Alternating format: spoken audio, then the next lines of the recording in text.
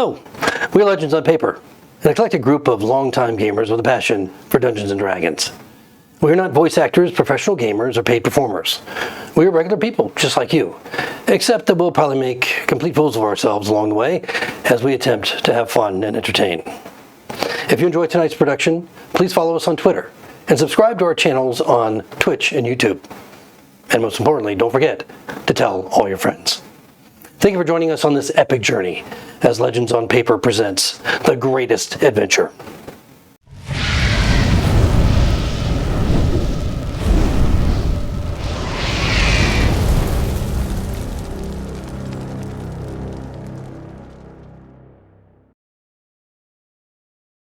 Yay, Neve!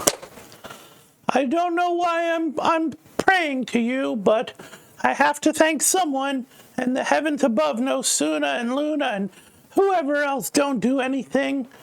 Well, as you can probably see from wherever you are, we're on our way back to the Duke now. We went through the portal, but I don't know if you can see what happened there, because it was really bad, and I don't think you wanted to see it. There were dead people with their eyes torn out, and I think they were the temple guards that went through to try and save the castle. That didn't work out very well for them. And Kiva used her magical druid eyes or something, I don't know what, but she saw very far away, and they're building a giant person out of, well, it looked like poop. I don't think it was poop, but it looked like poop. It was black and mushy, and they're building a giant person. They'll probably just use it to kill everybody. So then, since we almost died because it was very hot, we came back. And then we almost died again because there was a giant monster, and it warned us, don't go in the portal. But it was too late, obviously. So we had to fight him, and I would like to say that, you know, we killed him, but we didn't because, frankly, the barbarian and the centaur are almost useless at this point. I've just got to rely on Kiva for everything.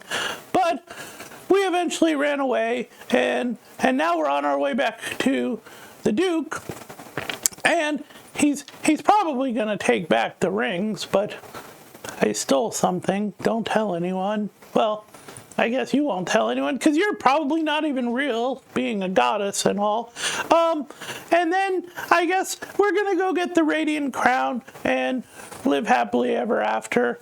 I've decided to make both of the barbarians and the centaur my new friends. And at least two of them are human. There's that. So, yay, Neve!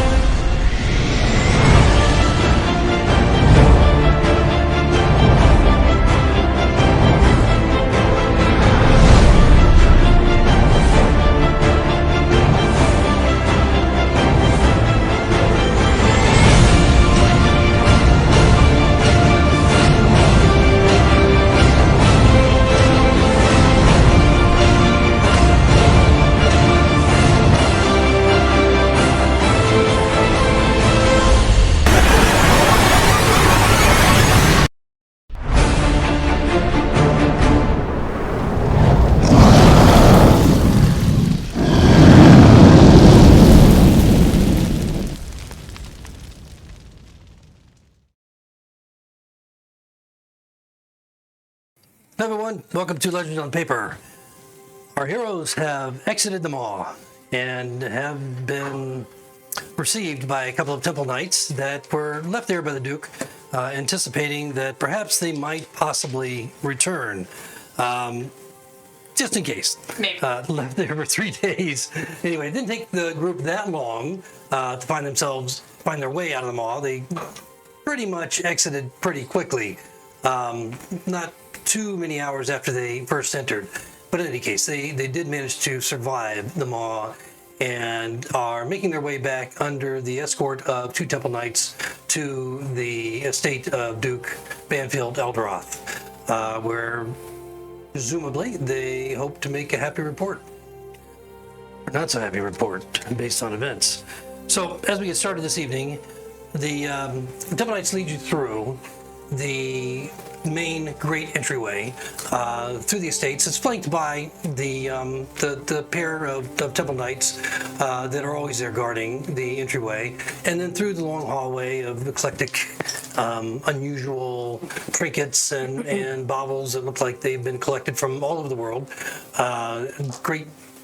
Presumably great pieces of art, statues and paintings and tapestries and so forth, as you go through these hallways and once again led into this large plush sitting room, where you see lounging on one of the couches the prince himself. The Duke is not there. There doesn't seem to be anybody else in the room other than 2 more guards outside this doorway.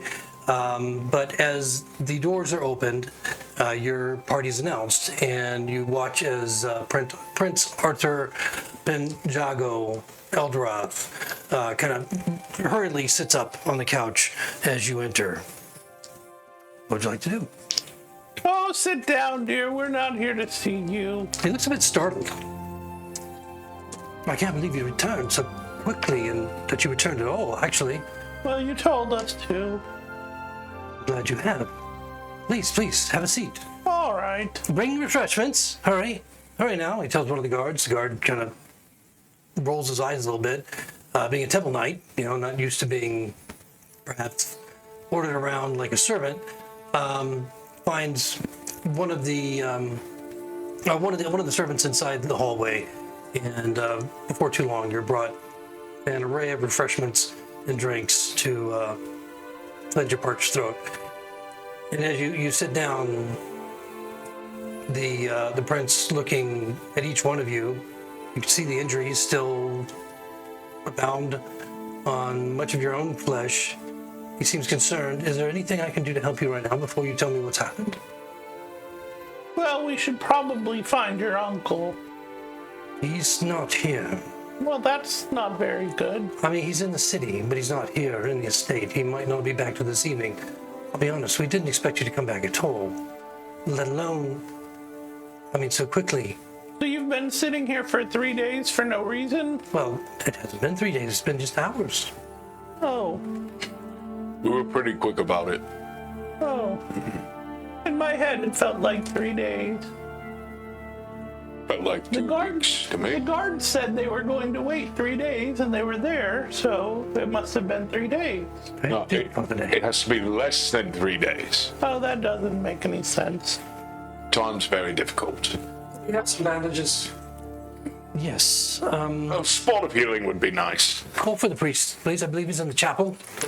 And the other Temple Knight walks out the other opposite door and into the hallway where your familiar leads down to where you stayed the previous night.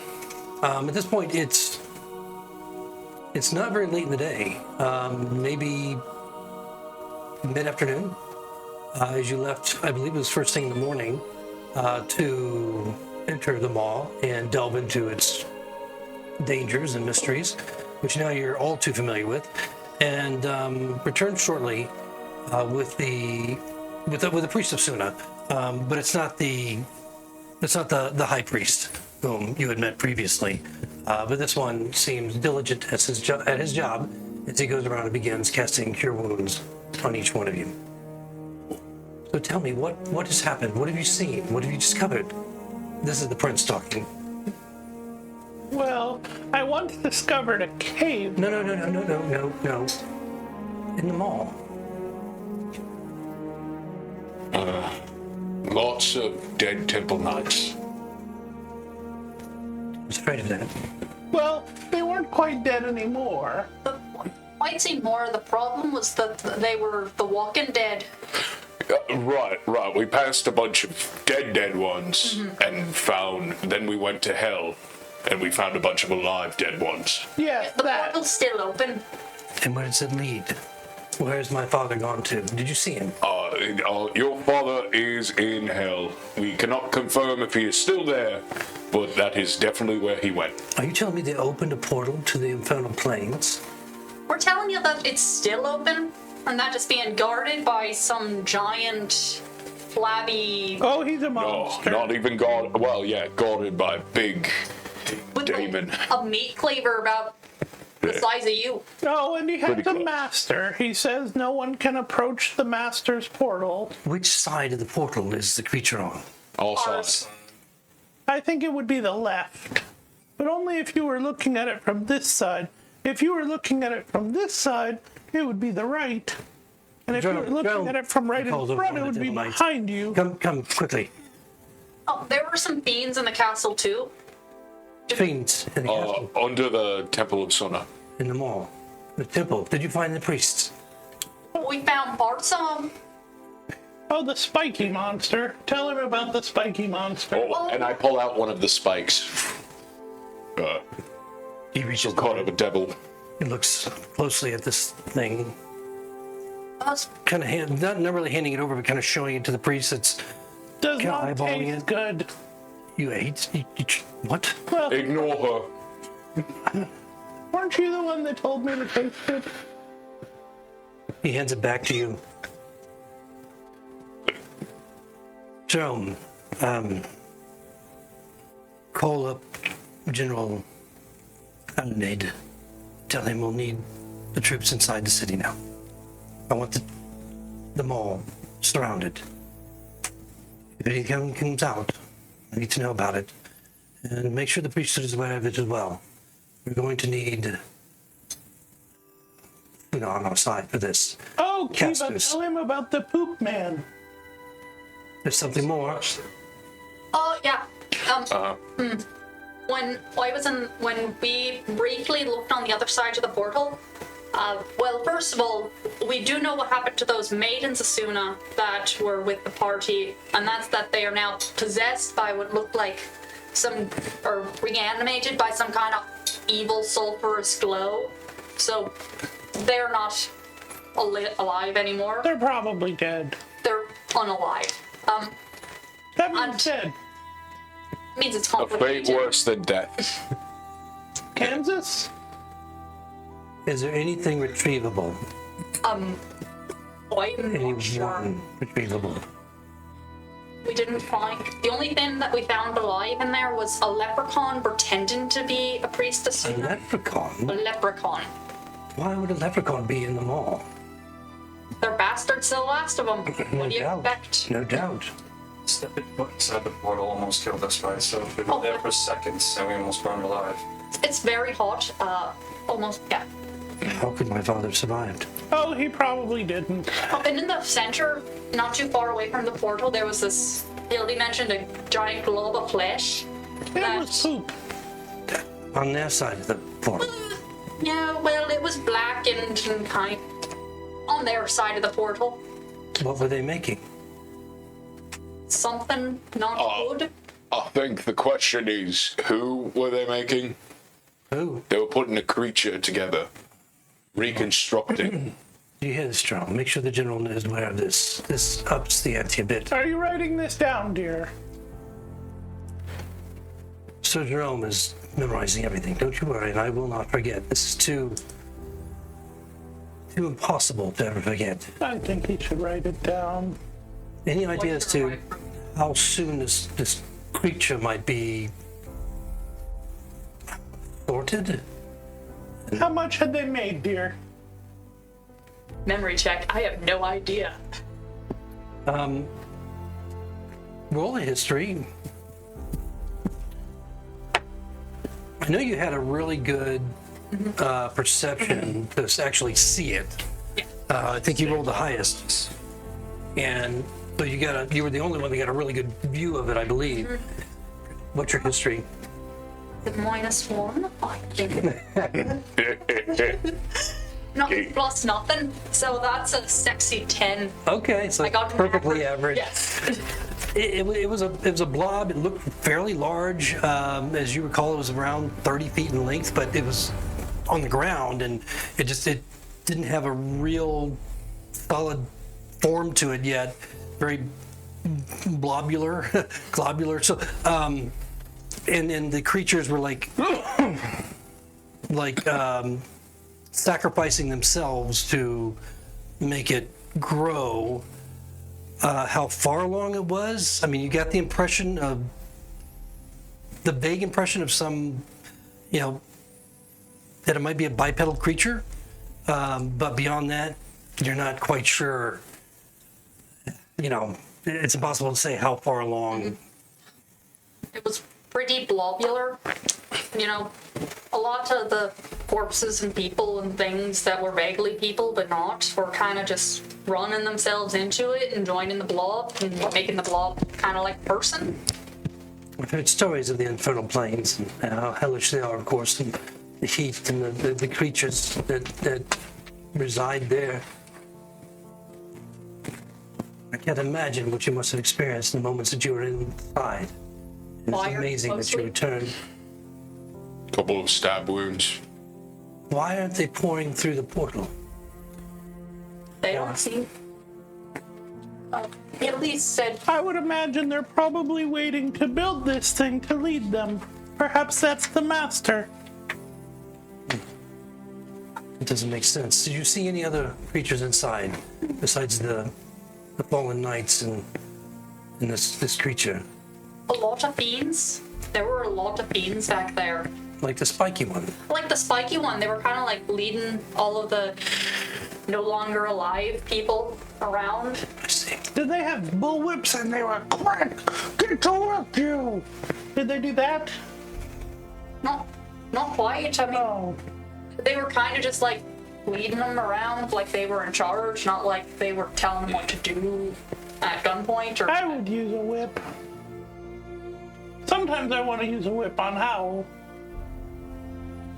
I'm sure the only one who used it is Dakir, and I don't think any more about it. It wasn't a whip, it was a rotting croc. I'll use it sometimes. You see too much. See, you Can you do it when I don't have stab wounds? But I'm not the brightest when it comes to these kind of things. But perhaps they might just be gathering power until they can take the entire city and perhaps even the country by force. Oh, that did seem like one of them was trying to like. Remember when we were fighting it in the dark? It kept like pointing and saying weird words. I think it was. Oh yeah. Was it trying to? I think it was trying to like grab another one, but kept failing. It was summoning a monster. You couldn't understand him? No. Oh. Wait, you could? Well, I thought everybody could. I was wondering how you kept saying like the thing about the master, and like I figured that's just a weird Hildy thing that you say, but What language is it? Common, I would imagine. I understood it very Hildegarde, plainly. do you remember any specific words that he said? Oh, they were bad words. And it was a while ago now. Oh, yeah, about 2 hours. No, I don't remember.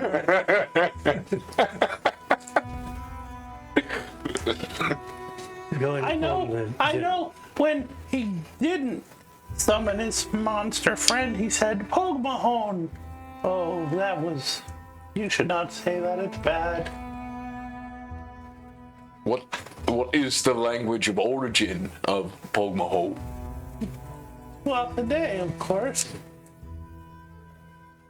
Is remembering that correctly? You can roll an insight if you like. Pogmahon is kiss my ass in Gaelic. Nice. Oh, natural 20! Oh, that's Celtic. You definitely get the impression that she's a little bit confused about the whole thing. It's a natural 20, but you don't actually speak the language. So the best that you get out of that is that, yeah, she's definitely confused a bit about why she even understands it. Used a bit seems to sum up Hill being joke. I don't know what you mean. Like, go inform the general everything you've heard here. He has everything, all the resources he needs at his disposal. Really? Are the chickens alright? Yes. Why Oh, would you think- is Daniel okay? No, it's like, I know that when we went into the That's a really good point. The chickens have been oddly quiet for a while. You haven't heard. I mean, you're just now thinking about them, obviously. So you haven't heard them. They haven't made. I'm going into Hildy's sound. bag and I'm opening the chicken bag. You told As you do, you feel there's this like rush of steam and this incredible scent of roasted chicken. Does it look good? It's like your game. And Hal's gonna reach They in. have their feathers on them still. They smell not. I mean, it's a good and bad thing, you know, because you don't normally roast it with all the guts and the internals and you know the entire chicken. So that part of it is definitely a downer. The other side is, you know, you kind of makes your stomach rumble a little I bit. reach in and I grab Daniel by the leg, what I assume was Daniel, and as it disconnects, a small tear comes down Hal's cheek. Didn't we feed them popcorn? Or didn't we feed them corn? Lentils. Lentils, yes. Oh, I was Lentils. popcorn chicken. Why did you do that? They were fine until you reached into that bag. What? And Hal's actually gonna take a bite. I'm not much of a, like, Hold on. those feathers. Yeah, here you go. You shall be missed, Daniel.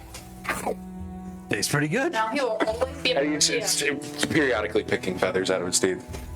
Yeah, so they're Can't definitely wait some to good meet. roasted chicken.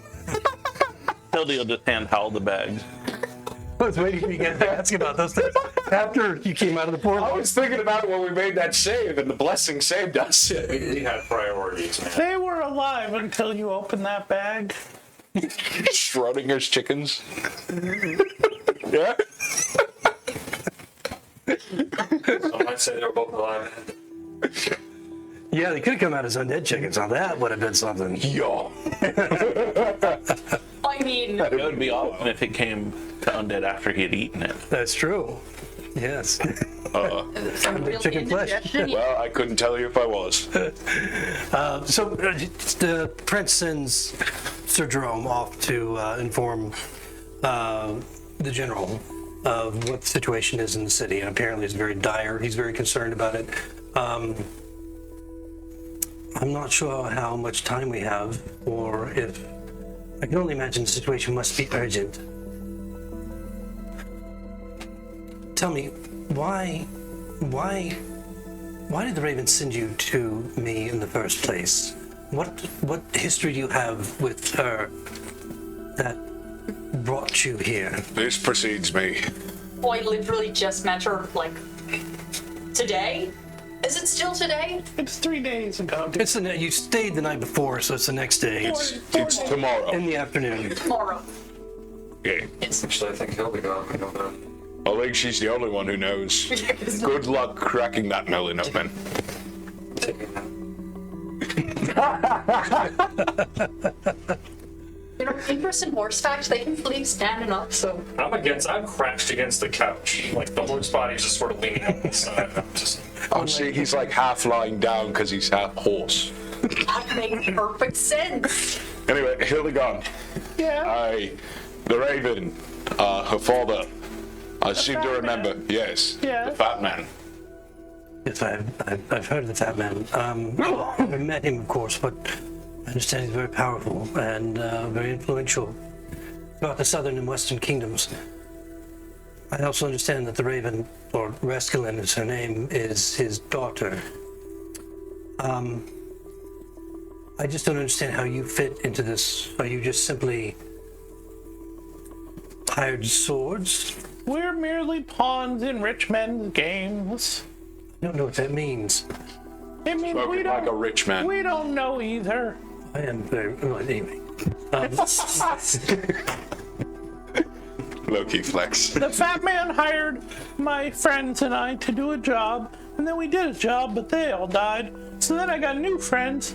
They'll probably die too. But then, once I let them be my friends, the fat man's daughter gave us that necklace to bring to you, and here we are. So what does she have plans for you next? I don't know. We're busy. So where will you? I'm trying to understand if maybe I can incorporate your group, since you seem so surprisingly no. capable. Oh no, we're not going back there, dear. We're leaving as soon as we get paid handsomely. Where will you be going? Oh, I'm not telling you because you'll look for us. Don't tell him we're going to Courth. We're going to Courth. Oh, you shouldn't have told him that. Now he's gonna send riders to fetch us in our... You still tell him we're going to Courth. But I said don't before I said that. It was together. It was, don't tell him we're going to Courth. Oh, that's what that word means. We're going to Courth. My uncle was right. I don't know how you made it alive. We're very stubborn. It's a very good trait to have. So what happens when are you going to the court of King Francis? Or what are you going to do I in don't court? remember. We're looking for part of the Radiant Crown. The Radiant Crown.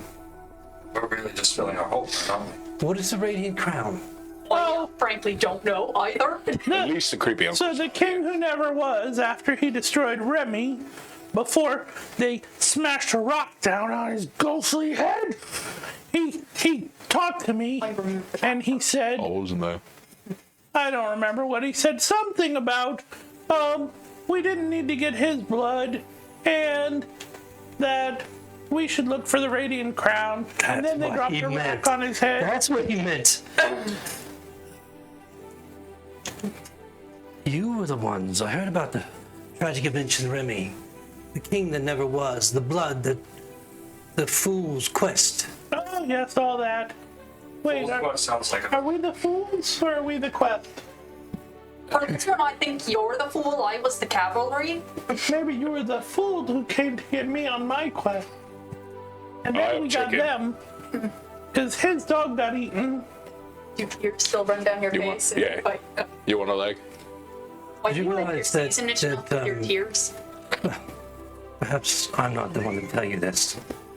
Now I understand. Well, it's a little late for that, Prince.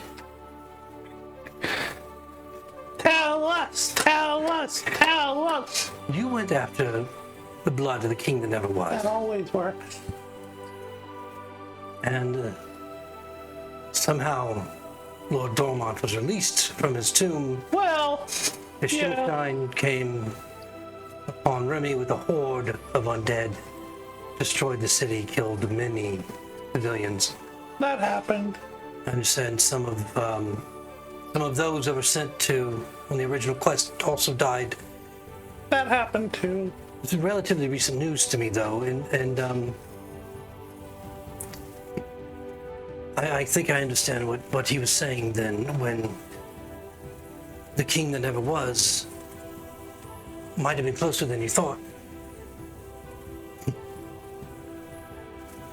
He takes a dagger out and he slides it across his palm and he squeezes his palm tight, his fist tight, and you watch blood drip onto a golden tray that there are goblets on for your drinks.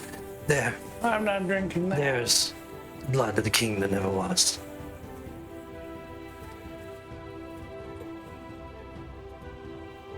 My blood. I'm the king that never was. I thought that would be your uncle, because you're next in line to be king, and Wait. not. But I'm not king. Not yet. Oh, I forgot to tell you. So, there's a wizard or a sorcerer. He's magic. He's very evil. He killed my sister. I'm going to kill him. And I think he stole Arthur when he was a baby and brought him here to this castle. So, Arthur's not really the prince. Are you the bastard child of the king that never was? No, I'm the child of Count Jago, the Count of... Well, it was a long time ago. And yes, I wasn't abducted.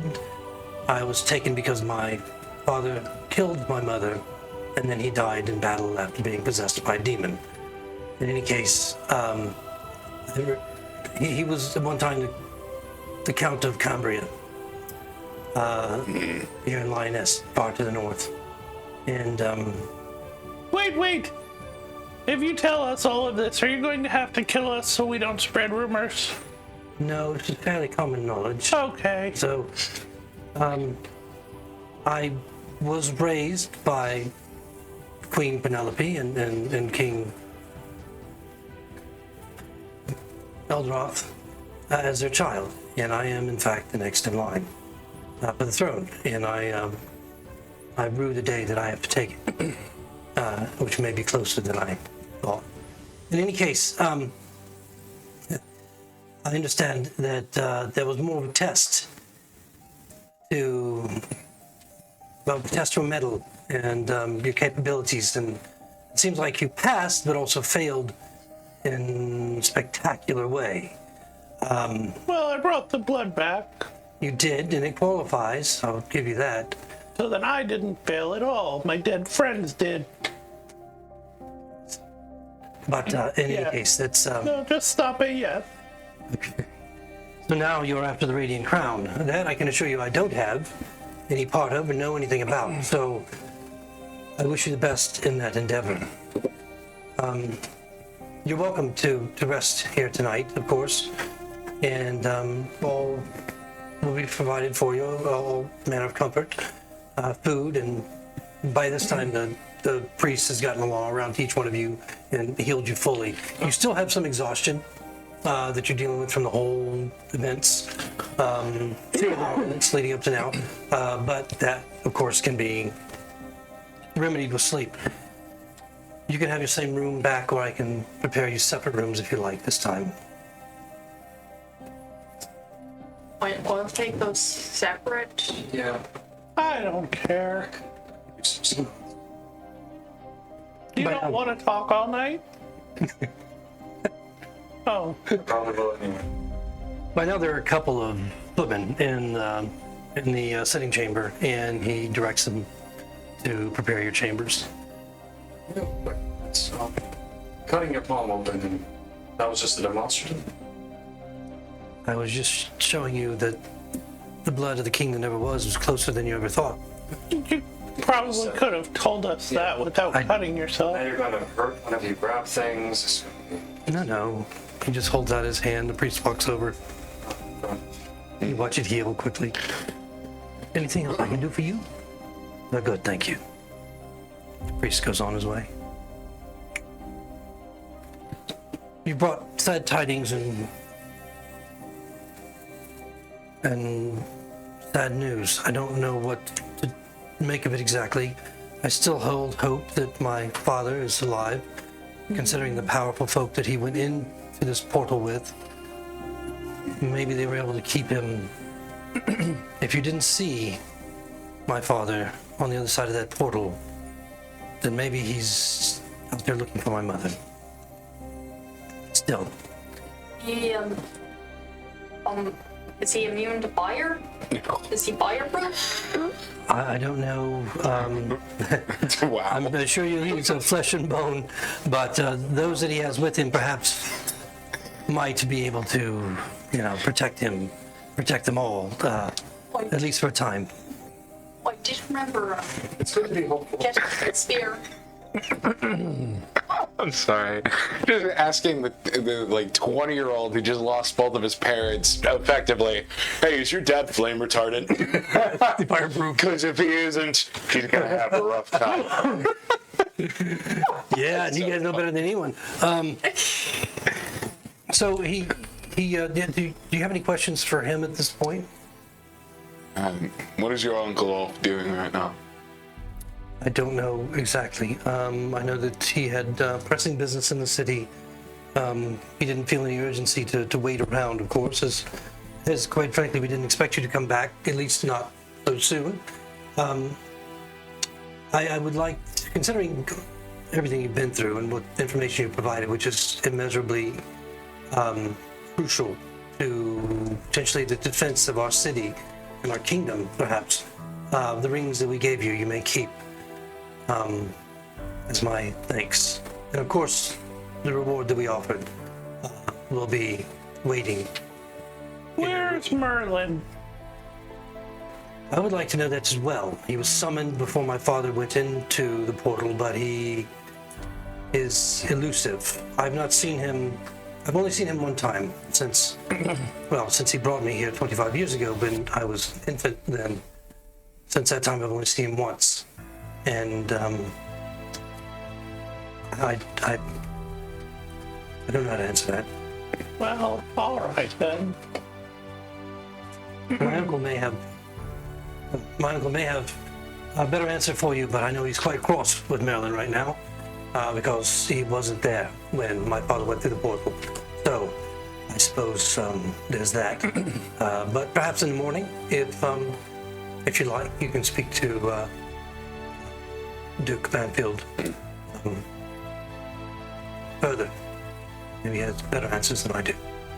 All right. We should probably go to sleep now. They're very tired. Alright. Yeah. Yeah, so it's getting into late afternoon, and the Trying into your chicken.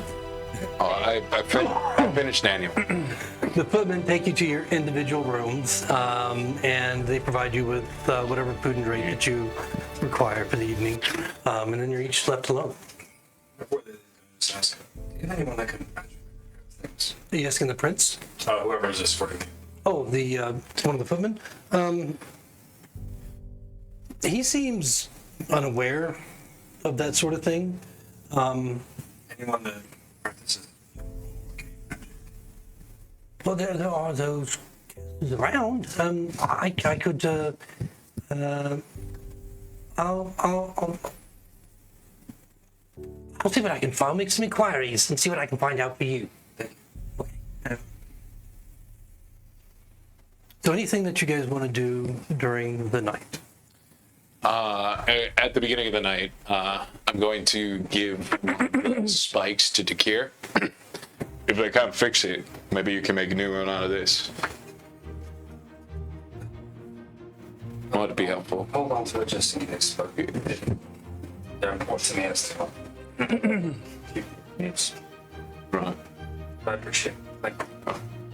And then when Hal gets back to his room, he's gonna break into the book that he took from the Coliseum. What was Yeah, it? that was the Coliseum. Yeah, from the Coliseum office. So what you do find in your rooms is aside from the plush accoutrements of very nice rooms, is a bag of 100 gold pieces in each one of your rooms. Yay. Quite lovely. And as you want to check on you want to take a look at your book, Yeah. and anybody else want to do anything? Before they- Yeah. Once we're stationed in our rooms or whatever, Hildy wants to take a look at those 3 scrolls she took. Okay. Hildy stole stuff. All right. He's going to constantly berate me for doing the same. What did Hildy? What did Hildy say? No. After this mission, we could deal. And here, are you going to do anything prior to calling it an evening? So I can braid your mouth. Oh. He's sitting there just looking at all the bones, and he just keeps having one-sided conversations as he's going through them. I said I was sorry. Who has a favorite color? Right. Your sister. That's what you want the mending for. Your sister's bones. Okay. Yes. Yes. That's where What's my good side? these tools. Oh my God. Why you're absolutely not on that? Because why assume you're doing that in your own room? Yeah, that's in my own room. And Hildy just followed you in there, and that's why she's braiding it. Boy, it wouldn't surprise anybody, I don't think. You turn around, Hildy's right there. That would be On on brand. par. Yeah. I mean, that kind of happened last time when the two of you slept together. Well, she knocked that time. Oh, you don't need to knock anymore. I don't know how many times he'll need permission. Who's getting very serious? She might have Like a vampire. I mean, Just- yeah. forever. Like a Hildy's vampire. the opposite. If you invite her in, she's not coming. That's right. There's a certain amount of blanket consent. Hildy's braiding your mane as you're talking to your bones. So, and Kiva, did you have anything that you wanted to do for getting your rest? I'm just looking at the sky, I remember that you mentioned that it was like going to be the solstice soon, and just like, I'm just keeping an eye on the sky for as long as I can feasibly stay up and like, you know, the standard devotion Luna, but also just staring really hard. Yes, so you're a few days away from the solstice still. I mean, you would know, because you are a druid of Luna, you would know more specifically than most others that you're about 4 days away before the solstice. So the summer solstice. So that means a lot to you because of Reasons. well, right. So in any case, you're keenly aware of that fact. As far as your small little book, Owl, as you read through it, it looks like a children's book that was written some time ago. It's faded. There are a few illustrations in it, like one on every other page, that are just kind of hand drawn in there. It looks like a unique book. It's a wooden. I mean, there's no printing press or anything like that, but it doesn't. It looks like a lot of care was in its production, so it doesn't look like something that was like mass copied over and over by hand, like some are. And what it is, it's a story about a young elf and how that elf meets a tree, and it has a conversation with the tree, and then by the end of the book, what you learn. Roll an insight. I'm actually pretty good at Do you learn the moral? Yeah, no, I'll tell you what you're able to learn. Well, 12, okay. Oh, you're pretty good. Yeah, I'm pretty insightful. Hey, You know what? You're Sylvan.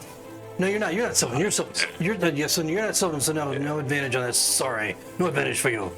dang it. Yeah, so it makes sense that you wouldn't know a whole lot about this, but the elf meets the tree, and then the elf is able to speak to the tree, and this is all written in very childish, simple language, and by the end of the book, the elf is able to convince the tree to take on many shapes. You feel like there's some significance to this, but it's just eluding you. You know, as to what some deeper significance of this might be. And there's also some words in there. Big words. It's written in you don't, in this world you don't automatically understand everything that you read. Right. You know, it just works with language when you see people, when you're paying attention to people. But it's written in Common Iru.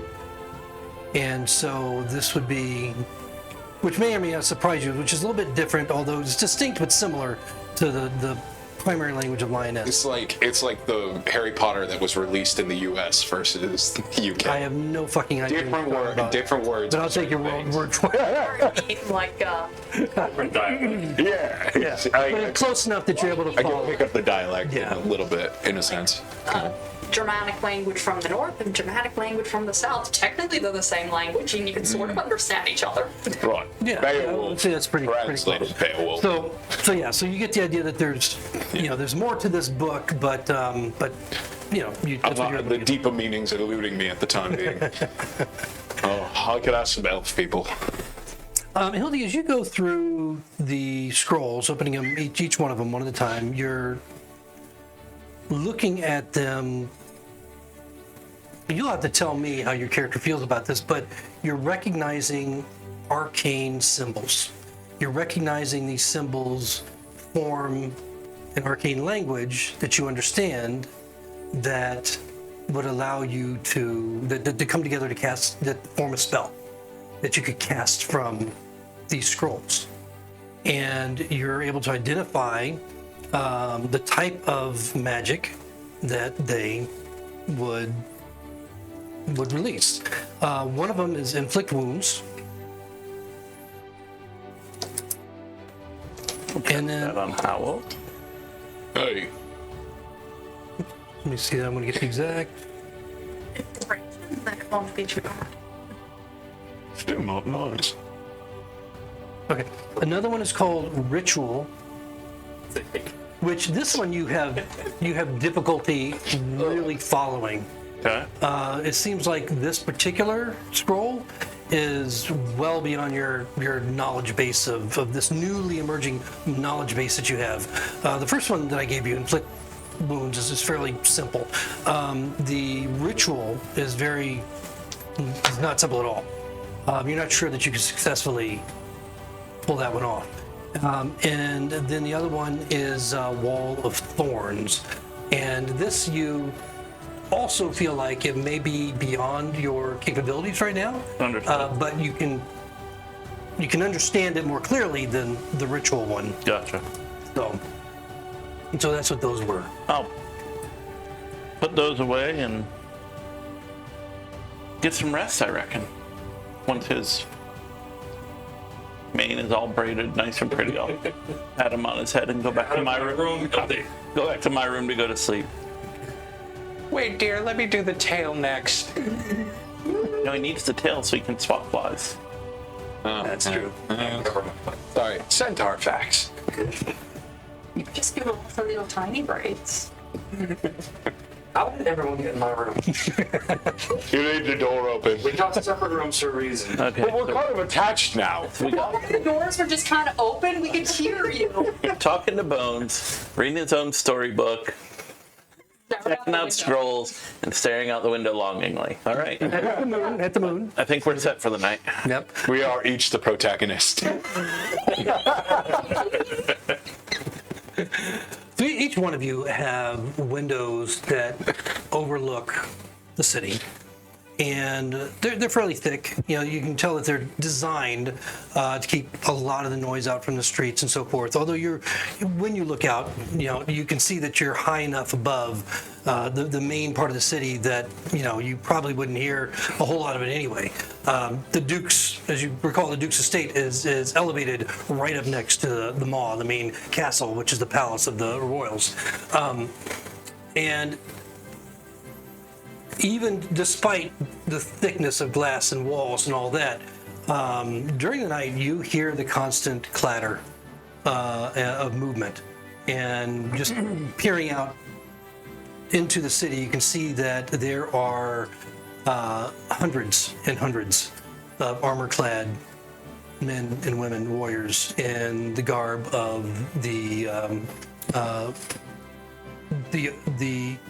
rampant lion of Lioness that are coming into the city in companies, led by knight commanders and so forth, and then also literal battalions of Temple Knights coming in from different parts of the city, all converging near and around the Maw.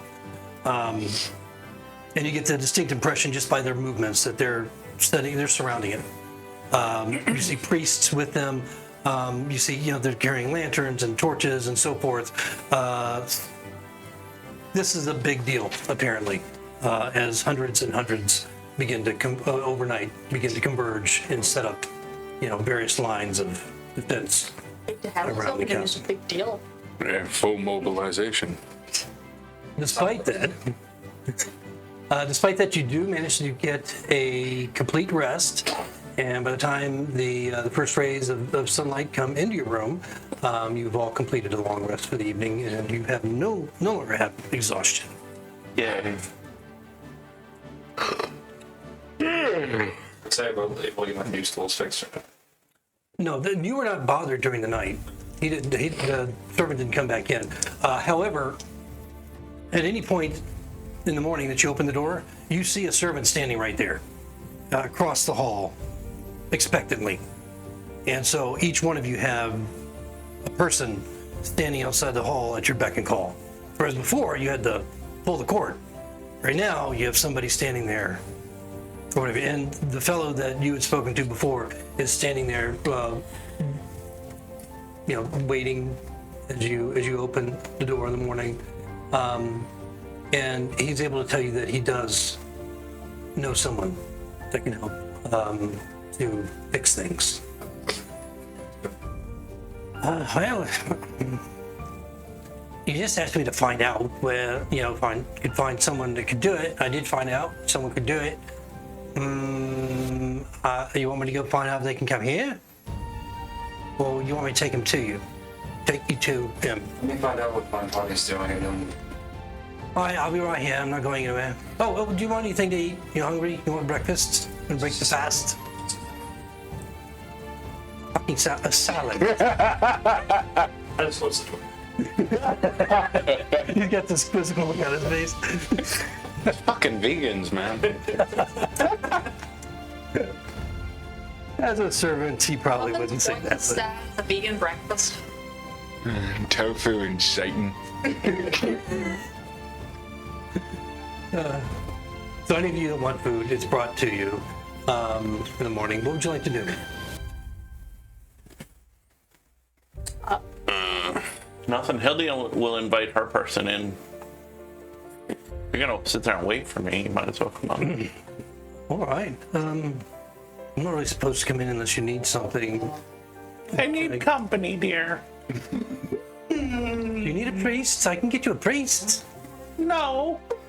I need you to come and sit in that chair while I sleep because I have bad dreams. Trying to hold back this feeling. Okay. All right.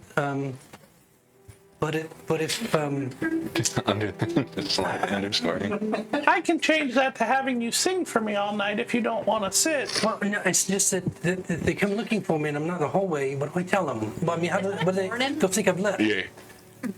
You see, I'm supposed to be on duty here, outside, your door, in case you need So something. what if I had sent you to get something I needed and they came looking for me? You still wouldn't be there. Yeah. So it's the same thing. You're doing something I need. He looks down the hall to his right. Stegwick wants me to go in. No, Cedric. not for that. You can That? come in too if you want, Cedric. No.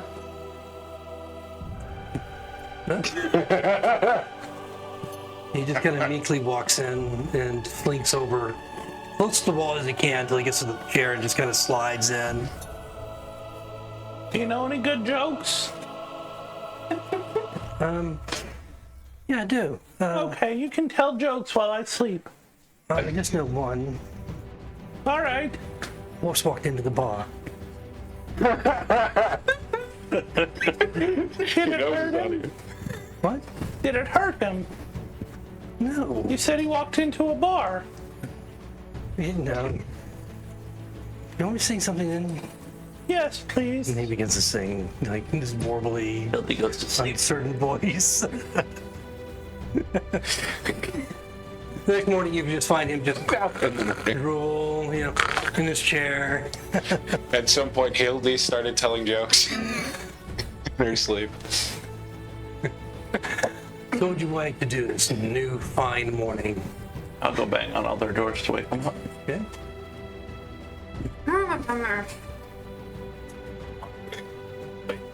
All right. So what are we doing now? Is it solid okay? It's perfect, thank you. All right. Salad? It's everyone giving me a hard time. Don't eat meat. At least have some fruit or something. Is it a fruit salad? The troops are gathering around the mall. People, Oh, that's a good point. You can't have oatmeal? You can't have gruel? Don't know what the rule is. Don't worry, neither do I'm I. hungry. It's grueling. Seeing that the troops are gathering around the mall outside. So, are we ready to leave? now would be a good time. Should we check in with the Duke before we do that? Or should we, disappear into the night? Well, early morning. I don't know that it's early anymore.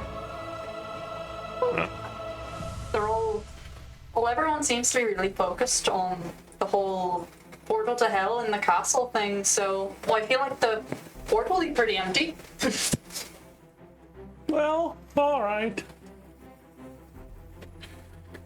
We're taking a portal? I thought we learned this lesson thrice. The port? Oh. Don't worry, we're getting on a boat. I'll stick my head out the door. Cedric, go get the Duke for us.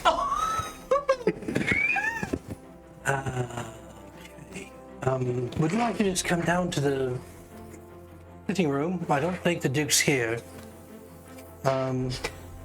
Prince, I saw him this morning, but he made me down at the war room as well. Weren't they told to do what we asked them to do? I didn't actually. They kind of just showed up. Yeah. No. Did the Duke not return last night? I don't know. I knew he did. I'm looking after you and sitting in the hallway, so I don't know. Communication in this castle. Fruit! Go get some fruit, Cedric! Yes, right away. I'll bring it to the sitting room. Yeah, let's go to the sitting room. At least that's a common area. I don't know where it is. Cedric left. Well, there's 3 of them. There's 4 of them, and I yelled after him. He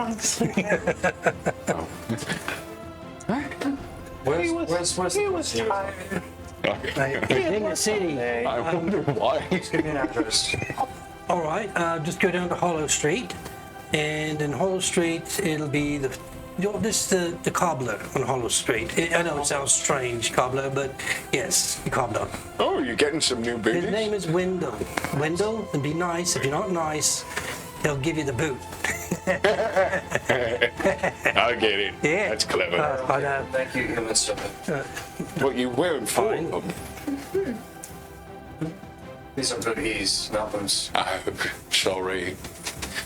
I forgot the diminutive form of the word boot is different. Stop. They're very small. Shouldn't take long. Yeah. You want to do that after the Duke or before? I'm talking to the dude. Well, we got to check in after this mission, but also I'll be quite honest. I don't know how I feel about just leaving after that. I know how I feel about it. I know what I saw in that portal. Yeah. I know what Kiva saw in that portal and what she told us. And any second now, it could all spill out. You know that thing we what I fought saw? outside the portal? Tears? You just repeated everything Kiva said. We all knew it. But I saw it. Okay. What we all saw. All right. Okay. Speaking of what we saw, I feel like He's grouchy in the morning. Well, I think that he just wants the things fixed. I'm also just tense because at any moment a hell portal could unleash an army of demons. like right here. No, that's not what he's scared of. You're scared of the boat. That makes so much more There sense. are many reasons I'm stressed. You know, Takir, you had a fork in the road, and neither fork Of the conversation. is good. But we have to pick one of them. Yeah. One to the right, but I'd like us to make a choice before. I kind of feel like, though, if we go back down there fresh, knowing what to expect, not fighting a spiky one first, Will I feel like we Dice could take care of that one, that big one. Oh, I feel like we can I don't use some think assistance so. if we are fireproof. Yeah, that's what I'm saying. A little bit more prepared, a little less worse for the wear than we were when we bought it. No. I mean, We're doing enough. If we're going there to like pull a magic thread and like unmake the portal, that'll make sense. that's what I'm saying. You I don't kill think. portals. I don't know how they're made, do you? Well, sort of. So I forget. There's an army of capable people down there that can handle it. I feel like any offer of aid we have will just be a drop in the bucket. I thought consider we that were they going had to more. the sitting room. I think we're all. Yeah, we're walking through the hall. Yeah, this is open conversation in front of the servants. And they appear, at least their appearance of not paying attention is going to be good at. They're very good at being wallpaper. I forget what I was going to say. Portals, not knowing how to make them, something along those lines. All I'm saying is there's a bunch of competent people down there, but clearly we're the most competent of this entire kingdom since we're the only ones to come back with ours intact. I kind of feel a little morally obligated, but I will defer to the rest of the group. Speaking of their competence thing, didn't like their strongest priests and mages and fighters Oh yeah, that's a thing. All of them are in hell. and unalive? Yeah, in hell. Yes, but the second part matters too, because we might have to deal Listen, with them. once you go through that smoke, it's hell. And Hal has like a shockingly like serious moment with that. This is a lot better than when you said the serve and serving was an option. Yeah. I understand what Trump's saying, but at the same time, if we're here helping them, then that leaves less us going out to find this crown and seeing what role it plays in everything. Oh, yeah, I forgot to tell you guys that. What about the crown? Oh, I'll tell you later. Does it matter? I don't know. That doesn't fill me with a lot of faith. But, I mean... I sort of had a dream last night, and sometimes my dreams are pictures of things that might happen. Oddly, that's the most normal thing I've heard you say about your dreams and habits. Oh, good. It explains so much. It is premonitions not true. Oh, I don't know. I hope. Truthful. Oh, well, Have you gotten to the future yet? I can take us all into the future. Watch. Close your eyes. Wait. Everybody, close your eyes. Oh. Close your eyes. No. Do I it. can tell they're still open to kid. And now open them. Look, it's later. I did. Like, I would have, but my eyes were closed. You're one of the servants. Oh, shut up! Cedric. Are we there yet? Are we at the sitting room yet? I think we're already in the sitting room at this point. As you get closer, just a few feet away from the closed door, you hear from inside, "I blame Merlin for this. You should have been here, but your father was too impatient." And then the servants pause for a moment, like a little nervous, and then slowly open the door, creaks as it opens, and inside you see Duke Banfield Eldorath standing there. His whole countenance in a rage, his face red with anger, in full armor, and the prince also standing there in full armor, calmly facing his uncle. It seems like the two are having this heated exchange, except that the prince is obviously much calmer than his uncle. You also see Dorban, who is trying to disappear in the cushions of the couch where he's sitting nearby. And as you walk in, the prince turns to you and draws his sword, and it glows as he draws it. And he says, "Oh, good, you're here. And we'll take a break. We'll see I hate what the happens break. next." See you in a few Be back minutes. in just a minute.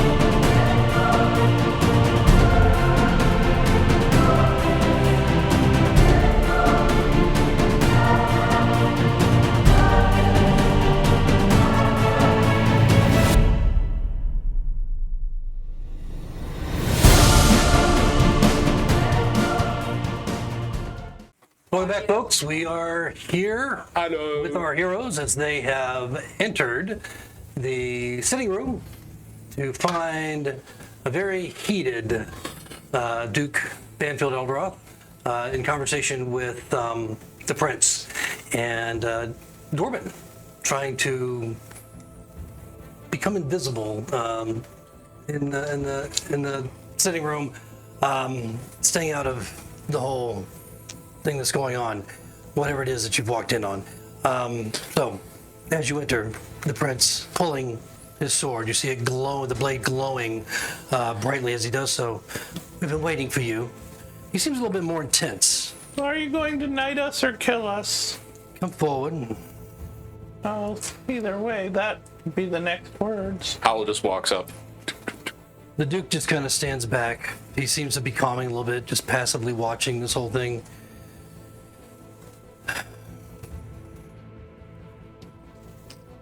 He says,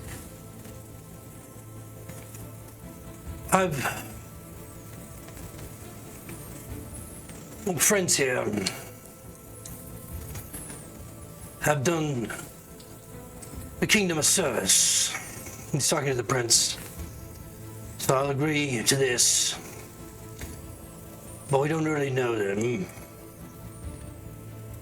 Don't really know what to expect of them, only that they lived, they went to the mall, they lived, and they came back with a fantastic story that we can't verify. I'm a little reluctant to allow this, as you are still the prince and not the king. But you show wisdom beyond your years. Do as you must.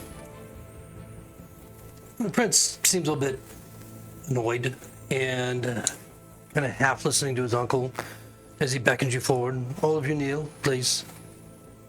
Hey, Neil. How do you? I hope it doesn't hurt. Just kneel. Just the front two is fine.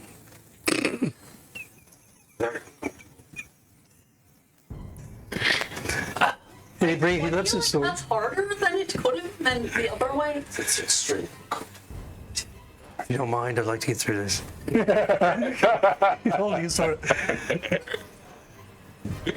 I decree the persons before us shall be charged with the sole objective of finding the king and the queen, no matter the cost, and even if it requires the remainder of their days to do so.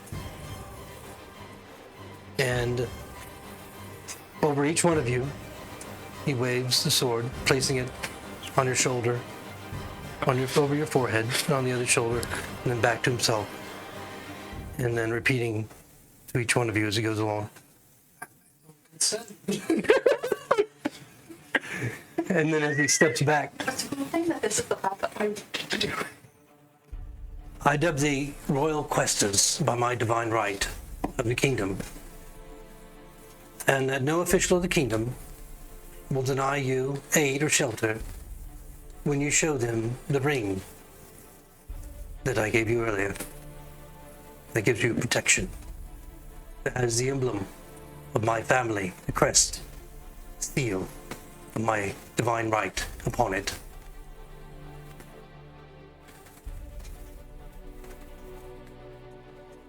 All right, well, that's done.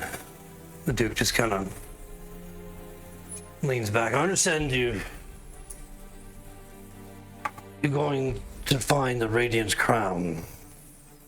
The reason that I agreed with our prince here to dub you royal questers and to give you this benefit is because you are going to find this crown and are going to return with it once you've found it. I know a little bit about the lore of it, and it may be the one thing that can not only save our kingdom, but all the Western kingdoms, perhaps those far beyond, and perhaps even the king and the queen. So you have our leave and our support, and now you have the right, the royal questers, while you're in the Western kingdoms, to ask for aid or shelter. during your travels. Well, are you going to tell us what you know? I've told you pretty much what I can. I don't understand the lore of the crown itself. I just know that it's powerful. And that is a thing of magic. There's beyond that. I know that it may have the power that we need to overcome the evil and the demons that may be soon pouring through these very gates. Anyway, fucking Merlin was here. He might have been able to tell you more, but he's not. I don't know where he is. We asked for him to come. Probably killing innocent people's sisters. What? He killed my sister Why would he do that? because he's evil and I hate him and I'm going to kill him. Before you do, let him take care of the demons. If he'll ever come and do it. He's probably the one that called them. I don't think so. He's been putting them away for some time now. Anyways, that being as it may, you're free to go. Do as you please. But don't forget, you're now bound to us. Bring back the crown. Well, all right. Hildy will turn and walk away.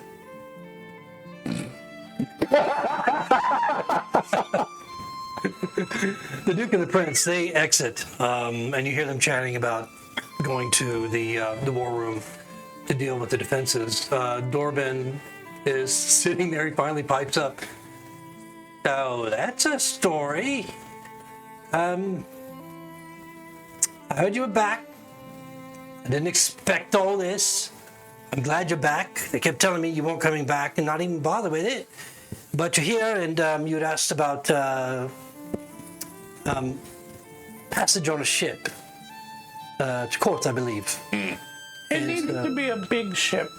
Our centaur is afraid of little boats. We all should be after what happened last time. I was kind of fine with the boat, honestly. I didn't even get hurt. I don't remember anything that happened because I was... Then how do you know it was bad? Do you have a ship, Dorben? Yes, I do. It's the Queen of Tartessos, and it's at the dock now. They're leaving. Well, actually, I asked them to wait before they left. Paid them some coin to remain until I got back to them. I told them it was a matter of urgency. The Prince, he was good enough to also give me a letter to that effect, and so as soon as you'd like to leave, they're ready to heave off. Now, I understand they are making a number of stops on the way, so it's not like a direct thing, and it's quite a long journey. I think it might take over a month to get there, but it's certainly quicker than if you were to go over land. Through the wilds, I think. So I've never been to the wilds, and it would certainly be more dangerous, probably. And it's not a huge ship, but it's much larger than it's a ship. It's not a boat, and I think you'll be comfortable. I'll meet you all there. Oh, you'll be fine, dear. I'll go the long way. It'll be fine. I'm very fast. I'll meet you there and all. You're not that fast. I'm not. Are you sure you can just run through? A month on a boat. We were on a boat for what, less than a day? Yeah, we were hunting the thing. We knew where we were. And that was on a lake. This is on a river, ocean. This is on moving water. Think of it as You an can't fathom, adventure, that's the dear. problem. Fine. I do have something to tell you all once we're on the ship and away from shore, so you can't change your mind. This was. Hildy, if you're going to spring something on somebody, you normally don't preface it that far in advance. I mean, frankly, I'm still here to look after you, so nothing you say will affect the outcome. I just won't like it. I really don't have that obligation. I could No, you can't. Hey, Quit the group or stick. you and I are bound together right now. Why? We owe a favor to a druid. Oh, It would be best if we stayed together. No. you're on the boat. You might I get mean, what if he comes and collects early? get to your weapons while you're on the boat. Oh, I don't know if he's gonna teleport to you or something. I don't know. Can you imagine? Do that? Well, I can't. I kind of skipped wizard. I kind of skipped school and. I would hope you skipped wizard school. I suppose it can't be helped. It looks like this is our course, so. Do we have anything we need to do in town before we leave? We're royal Wait. questers. Wait, didn't your like Your bones. I'll be stopping at the cobbler on the way out, yes. Cobbler. I don't know why it's a cobbler, but apparently he has some sort of offhand gift to repair things. Oh. Ooh. Ooh. So it's Captain Jacinia de Cresti, and it's an unusual crew, but very, very capable. Just be on your best manners, if you would, because they wouldn't hesitate to throw you overboard if they felt you were rude or difficult to get along with or insulting. Sure, they have other rules that they might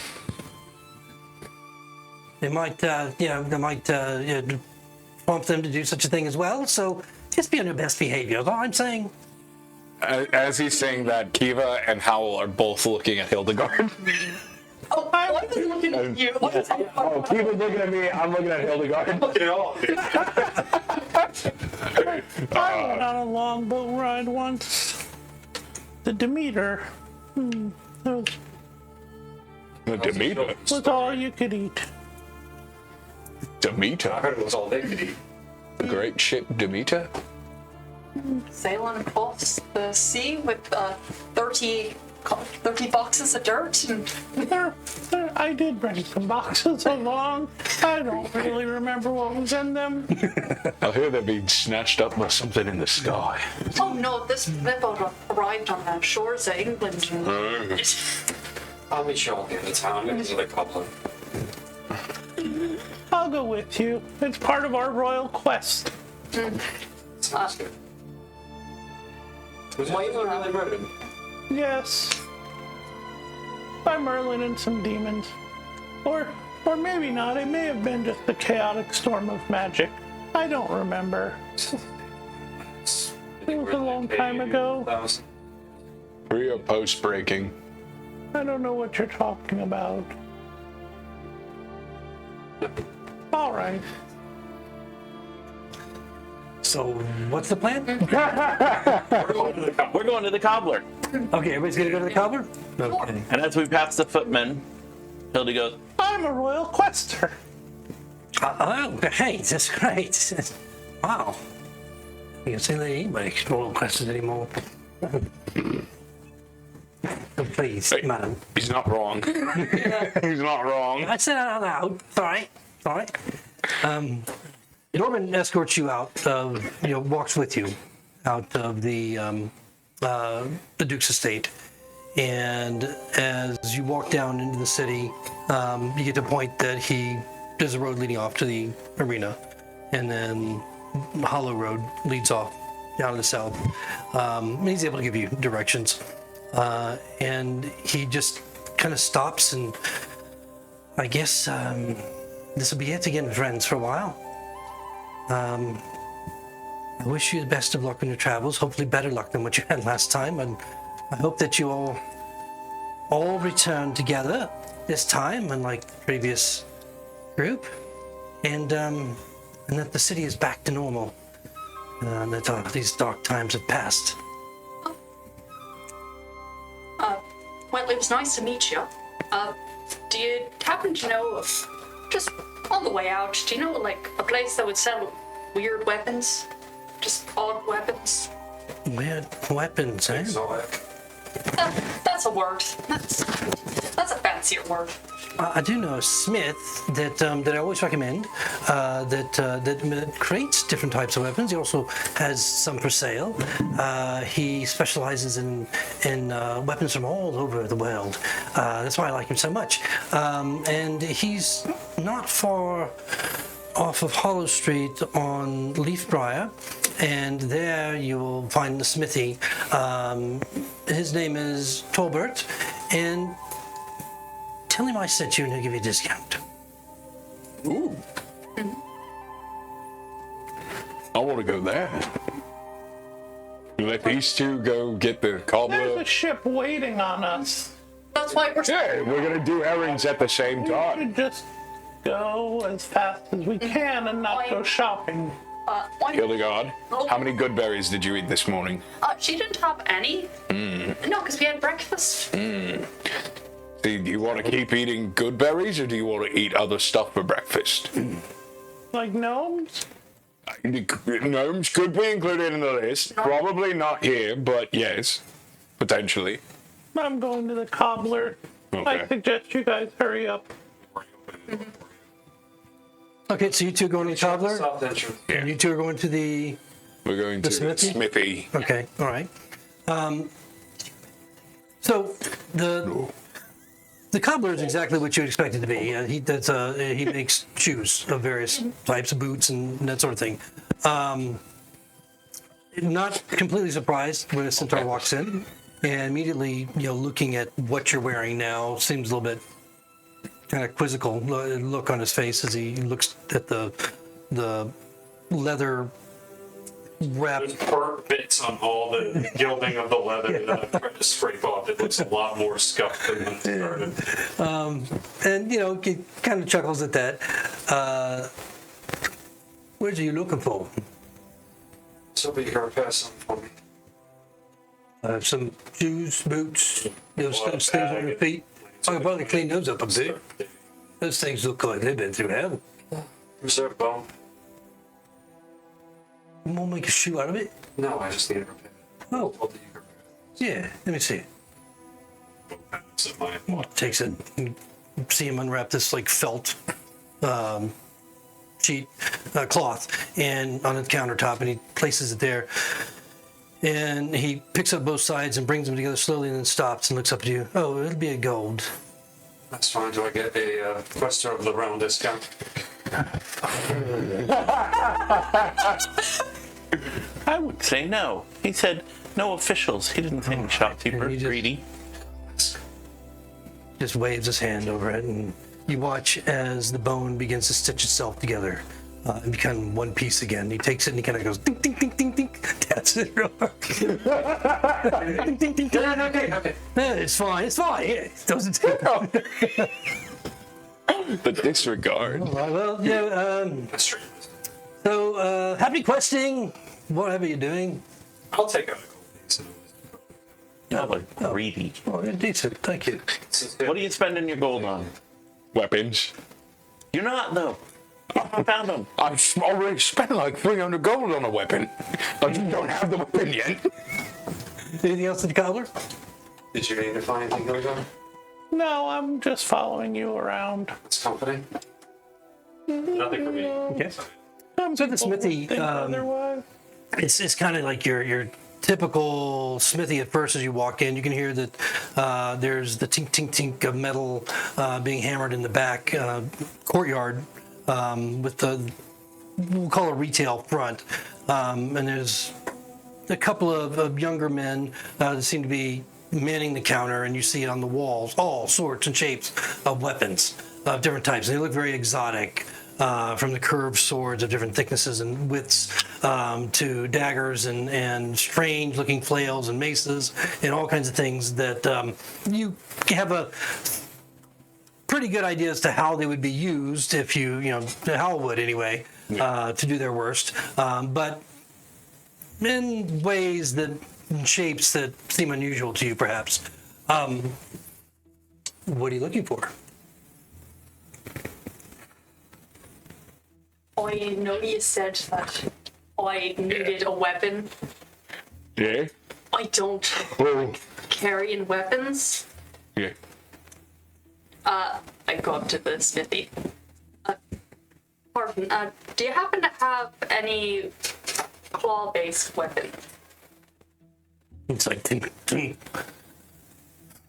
Stops. Big man, bald. Yeah, he's human and dark brown eyes, kind of tan skin. Looks up. Claw, like a bear claw. That's a good example, honestly. Yeah, well, it's because I'm thinking of something particular. Yeah, something to that effect. All right. Yeah, we can do that. I have one. Well, I might have two. How many we got? It's two. Did the other fellow buy one? No. Talking to one of his little apprentices. Show her what we got. And the apprentice leads you over to this chest, and underneath the chest is a box. And he removes the chest and kind of gets somebody to help him move this chest. It's rather heavy. And underneath is a box, and the box looks like it's kind of crushed in a little bit. It's about this big. And roll.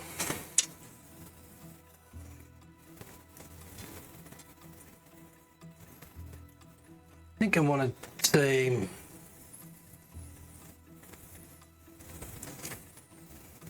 Just roll an insight.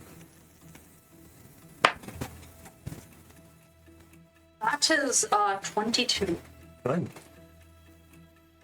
Looking at this box, you can see it's very exotic in nature, but it's clearly like anything handmade, but not very well made. And it looks like it was kind of like patched together over time, as if it's been in use over many, many, many years and gone many places perhaps. And as they kind of pry the lid of it open, you see what appear to be two gleaming claws of metal inside.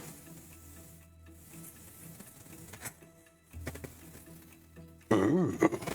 And the apprentice picks up one, and he said, "You know how to use this?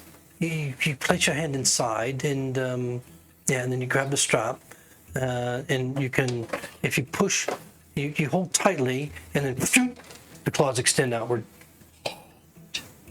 And then when you let it go, it releases it so that you can press them back in. But you got to push them back down on something, and it resets the springs." Oh. What kind of maintenance does this require?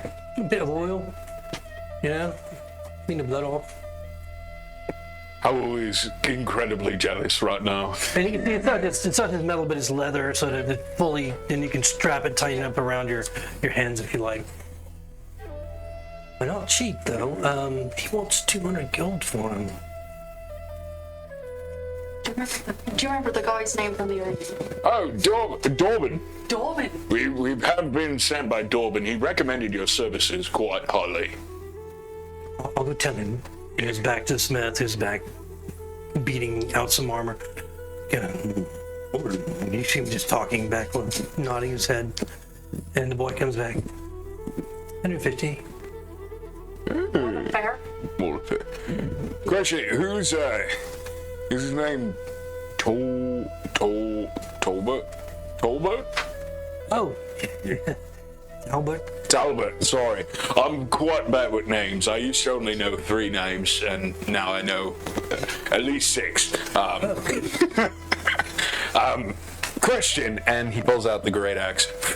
You guys work with Dorban quite a bit, I imagine. Is this anybody in here's particular handiwork?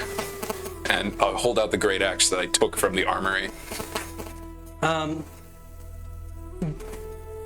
That particular, those weapons obviously have seen a lot of use. Yeah. So they're not new by. No. They're seasoned, let's say. Cast iron skin. Yeah. Not like the chickens I ate last night. He takes the great sword. I mean, this is a young fellow. He's kind of slight, but he seems to have some strength as he takes your great sword and says, "Come on, let's go talk to Talbot." And he kind of walks over to Talbot. Talbot seems to have some respect for the boy, for whatever reason, and he just stops what he's doing. He takes it. He seems to hold it reverently. It's been a long time ago I made this. Yeah, long time ago. Where'd you find out? Goldman, I guess, gave this to you? We got it from the armory room. Yeah. Yes, it served quite well. I imagine it has. And I pull out one of the spikes as well. Killed a demon, and I put it down. And what was made of that? And his eyes just grow large, looking at this spike. Do you want me to do something with that? Well, not to go down on your craftsmanship too much, but this particular foe was resistant to the strikes.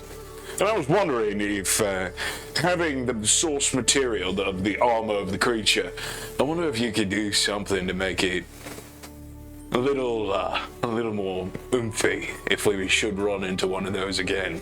I see what you mean. Especially since the Crown might be gearing up for a full-on war against unknown numbers of that particular kind of creature. That is curious indeed. And he picks up the spike and looks at it.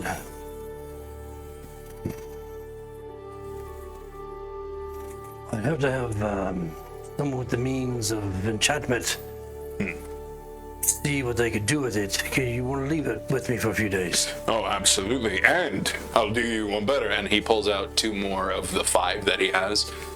Here's 2 more. So if something happens, don't feel the need to be too delicate with it. Okay. All right. So you can leave him the sword? I'm gonna leave the great axe. The great axe? Yes. Okay. The great axe and those 3 spikes. Okay, all right. And so basically what you're asking him to do is give it some ability to enchant it. So that it can- The idea is to have an idea of the type of armor that we'd be fighting, and if there's anything he can do to accommodate the weapon in that so, regard. yes, to give it some magical property. Yeah. Cut through it. Or bypass the resistance. How is it weapon commissions? Just I have a lot of pending orders. You do? Listen, he's got one track mind, and right now the track is in weapon. You better write them all down so you don't forget them. I got him. I know, Dread and Talbot. Albert the Smith. So yeah, he'll have to work with whoever he works with to help him with enchantments and that sort of thing.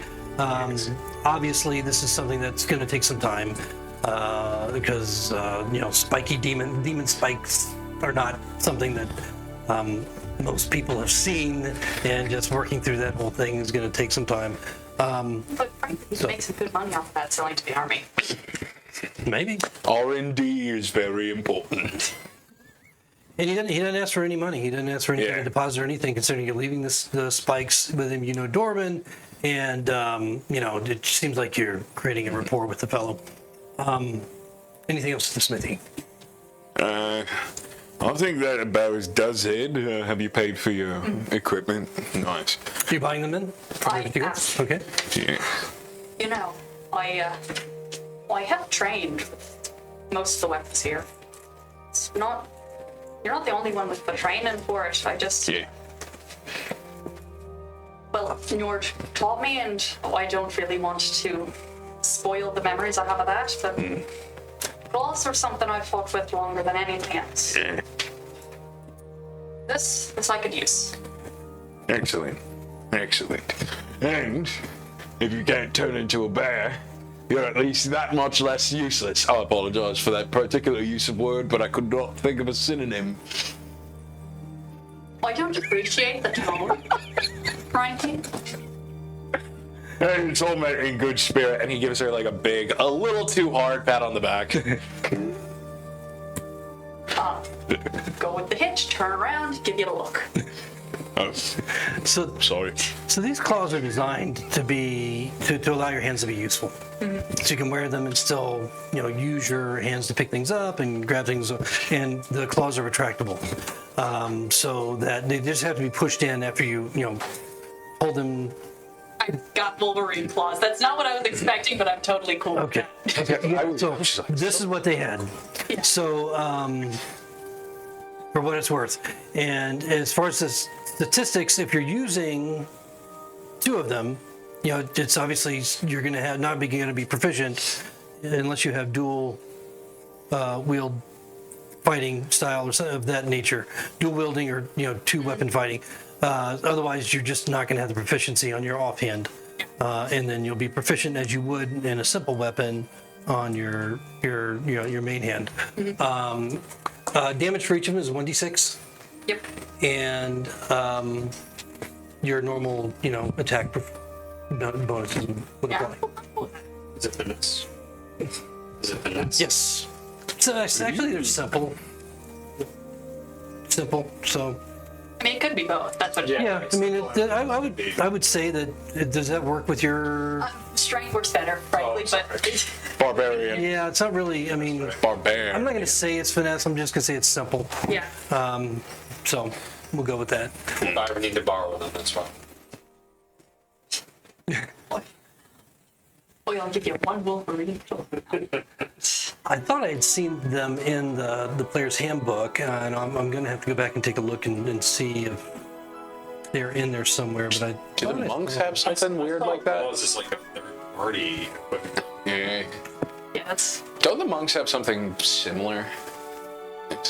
Yeah, I maybe. feel like they're Maybe in a previous edition. maybe. Well, you said you did a lot of Pathfinder, so that might be. So you guys are done with your shopping excursion at this point? Wait, that's it. I think I'm quite happy with how things are at the Okay. moment. And I will thank Talbot for his accommodation. And hopefully I'll see you very soon. And hopefully you and I have something really cool to talk about next time. Well, to be honest, I don't think we'll see him any sooner than like 2 months. Yeah, potentially, but hey, we went to hell and back in like an afternoon. So, Also, don't worry about like eating on the boat. That's what the good berries are for, so we don't have to worry about the rations. Protein, This is protein. It's magic protein. it's magical fruit, mate. berries aren't quite beans, but hey, they can be whatever you want. Flesh of the fruit is not the same as flesh of the animal. So you guys meet up on the street on the way. You're heading to the port at this point, or somewhere else? I think I'm ready. I think so. Now that Hildy's hurried everybody along, she just remembered that she needs something. Classic elderly move. What does Hildy need? I forgot something back at the castle, I think. Oh, Or Hildegard. at the Duke's. I don't remember. Oh, that's Mr. Revick. I mentioned last week or the week before that when we get a chance, I wanted to look for that. So, Jog my memory. Let's see. and I figure if we're going to be on a boat for a month, I'll have a chance to figure it out. You could. Any general store would have Okay. along with the kit that's Okay. required. So for it's not very expensive. I think it's like 7 gold. All right. For the kit and everything. Yeah. So Cool. yeah, that's not a rare thing necessarily. It's You're gonna poison us. Hildy wraps it in a cloth, oil plus nobody can see what it is. okay. She's gonna be cooking gnomes. She already knows how to do that. When you arrive at the port, there are dozens of ships under various flags. This is a rather large port.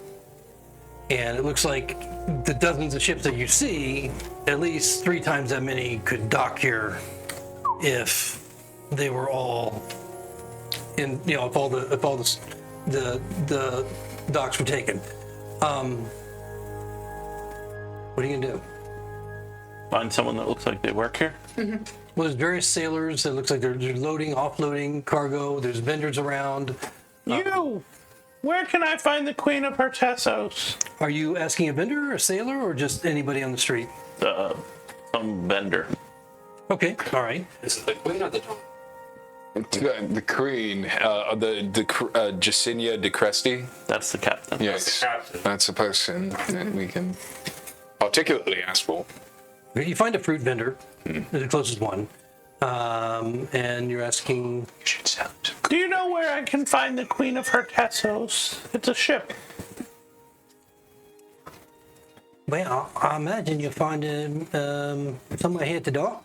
Well, I know Or that. in Tartessos. Here in You 24 could check hours. there. The Queen of Tartessos, you say? Yeah, would you like an apple? Well, not anymore. You weren't very helpful. Well, I don't know. Why don't you ask the dockmaster? Yeah, it's, he's right over there. All right. Through that door, right over there, that little shack there. Okay. It says dockmaster over the top of it. They're really big letters. There's a sign that says dockmaster, not too far I'll away. head there. Okay. Queen of Vortexes? Restricted to this area. No, As we walk, It's though, all of them. I'll just like to look around to see if I can see the name printed on the side of a ship as we're walking over. That's a good point. Oh, did that particular ship? No, as we're walking past to the dockmaster, I would just like to cast look and see if I can find the. Roll perception. I'm going to cast my eyes Yes. upon this I'm gonna ship. cast my gaze. Yeah. Oh, that's a 10. Yeah, I just want to know how easy it would have been if we just like. you pass a few. I mean, the ships aren't right there. You know, you're at the top of the dock, and you gotta go down a bit. So some of them are hard to read from your perspective, your angle as you walk by. You don't see any that appear to have the letter structure that you would expect. But you're close to the dockmaster shack as well. If you want to go in there, or you can take a walk down the long dock. It goes both ways. Like Hildy. I'll go to the dockmaster shack.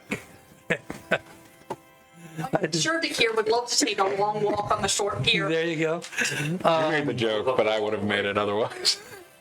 It's actually a stone building. It's not so much a shack. And as you walk in, you can see that there are several men and women sitting at this small desk, recording in ledgers and so on and so forth. And then there's a man, kind of portly but very well dressed, and you can see that the entire place is basically got this nautical decor. Stuff that looks like it's been washed up and thrown out, and it's been just hung on the wall. In a aesthetically pleasing way, at least. And as you walk in, few eyes, turn to look at you. You see there's a few people that are sitting next to or standing next to some of these scribes that are scribing in journals and ledgers and so forth, discussing inventories and that sort of thing. And there's a young woman that is sitting behind one of the nearest tables. Would you like to have a seat? Were you declaring any of your cargo? No, we're looking for a ship. Okay, sure. What's the name of the ship? The Queen of Hertessos. Queen of Tartessos. Yes, that. Oh, yes, they're here. Definitely here.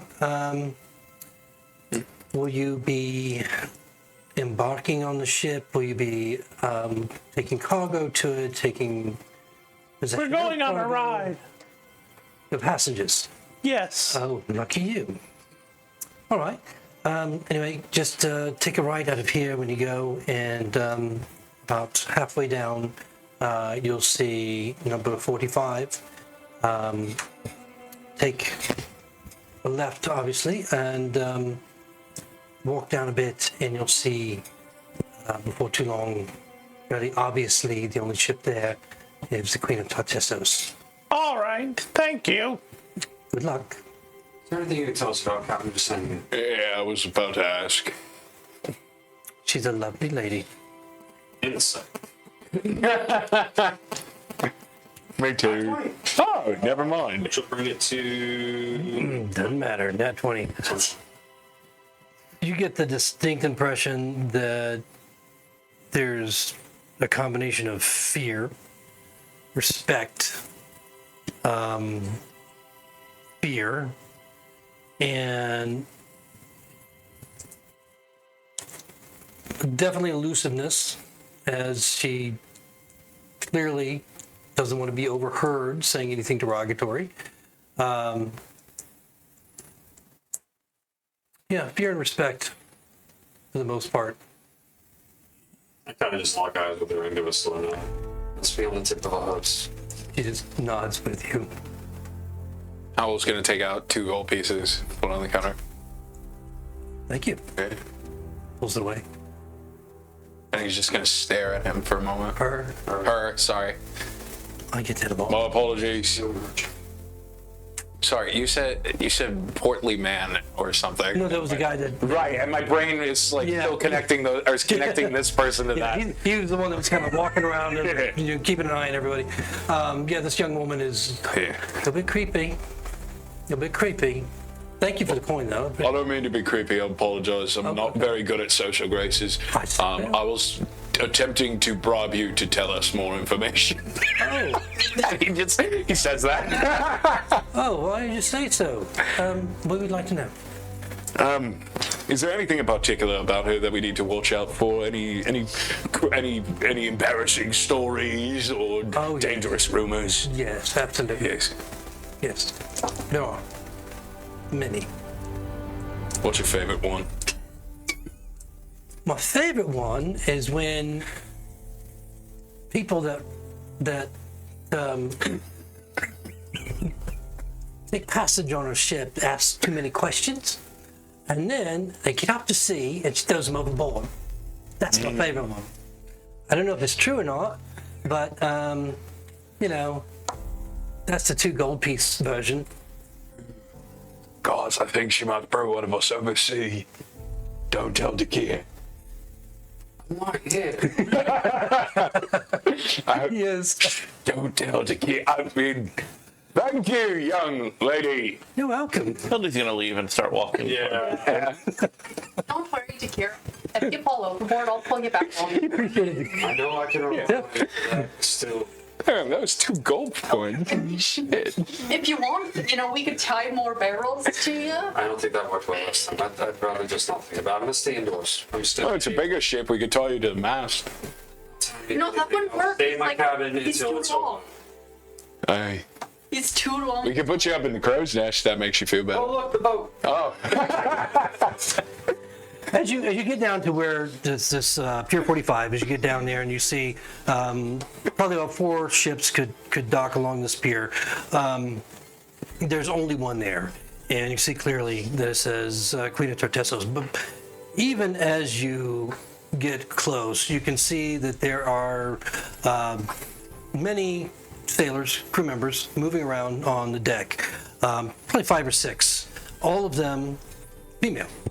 All of them wearing long, flourishing dresses that are kind of tailored and then pulled up around their knees so that they're almost like poofy pantaloons. And then they're wearing this almost like jackets over the top with the frills coming off the cuffs and around the collar. And they all have either long auburn or blonde or dark brown hair. All of them, as you get closer, appear to be very beautiful women. And they all carry rapiers and daggers on wide leather belts. And you hear the call of one particular woman that stands on the elevated after the ship, just kind of calling out orders from here one to another.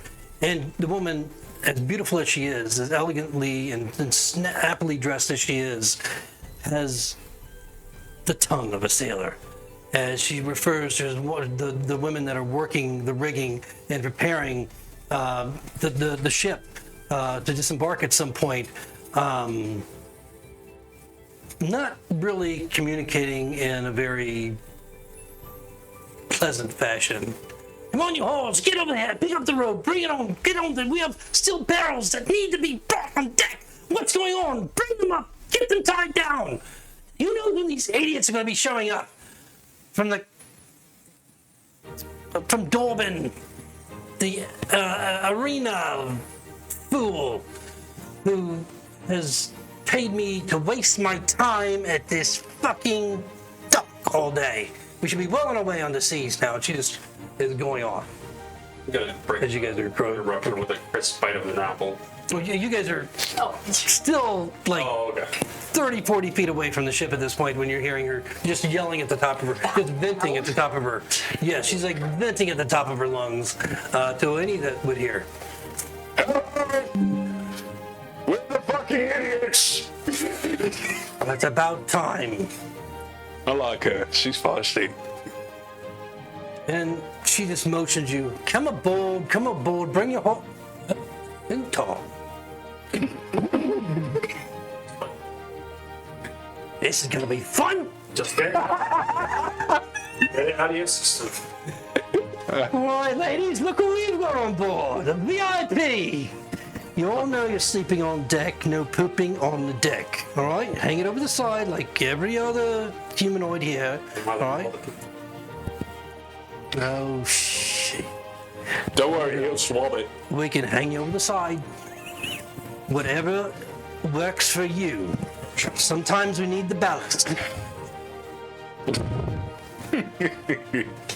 All right, come on deck. I'm just fucking with you. Come on deck. We're easy to get along to. Don't mess with the girls. None of you. All right. Don't bother the other passengers. Don't create any trouble. If you do, I'll hang you over the side. All right. If you murder anyone, cut you to pieces and feed you to the sharks. All right. In the event that we're boarded, you gotta use your little girly weapons that you have on you to help us out, all right? As best you can. Defend the cargo, defend the ship as best you might. All right, I know you won't hold up like my girls will, but, just do what you can. We'll walk you through it. We've dealt with them before. From Tartessos. Oh, I know someone. He's not very welcome in Tartessos anymore. Oh, who's that? Oh, Francisco Portfolio. I don't know his name. He stole the Pirate King's daughter. Francisco Portfolio. Yes, I know him. I know him very well. His wife is very lovely. He is, but he kissed my hand. It was very nice. I imagine he did. The children are nice too. I like them as well. And we got one cabin on the ship. Unfortunately for you, they're in it. Oh. I'll go say hello. You like? All right. So can we leave now? Or is any of your friends still coming They in? dawdle. You should yell at them. Who? If you have a whip, that would be good. These? Yes, all three of them are It's very dawdlers. nice that you said that. When we were almost at the fort, you turned around and went back to the general store. Yeah, it's if anybody was delaying our arrival, it was certainly our grandmother, our dearest grandmother. Yeah, she looks a bit. You might need to. Old. Meat on you. Oh, yeah, but bones. We You do need- our best. Okay, you should feed her more. Feed her more if you can. Anyway, we'll be leaving then, if it's all right with you. All right. Very good. So, as she starts barking orders to the women that seem very, very efficient, very, very good at what their jobs on the ship, shouting orders, but doesn't really need to seem to do so, as they all seem to know exactly what needs to be done to heave off and go.